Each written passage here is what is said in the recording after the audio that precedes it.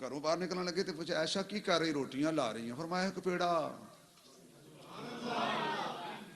آقا تسی پیڑا گھڑ لو گے؟ فرمایا جس سارا جہان گھڑ دینا ہے، ایک پیڑا کڑی اوکھی گل ہے۔ تو پھر میں ایتھے اپنے ذوق وچ کچھ شعر میں آپ لکھے سن۔ فرمایا دے دے پیڑا ایسا مینوں میں بھی روٹی لا لواں،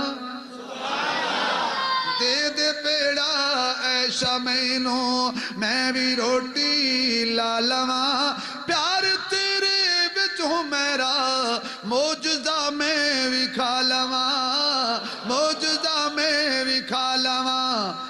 لے کے پیڑا کملی والا ہتھاں نال ہی لئی گیا، لے کے پیڑا کملی والا ہتھاں نال ہی لئی گیا، ایک تندور چ رنگ انوکھا تے نرالا پئی گیا۔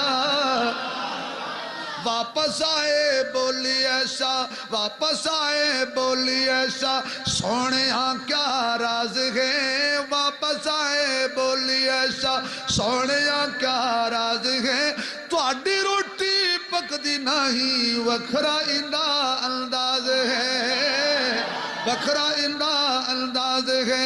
ایک صاحب ذوق کہندا پر امی عائشہ نے پوچھیا کچی رہ گئی، کچی رہ گئی روٹی تواڈی تے پکیاں نے میریاں، کچی رہ گئی روٹی تواڈی تے پکیاں نے میریاں، دس وے میرے محبوبہ کی نے حکمتاں تیریاں، کی نے حکمتاں تیریاں۔ آقا مسکرا کے فرماندے نے سننی ایسا،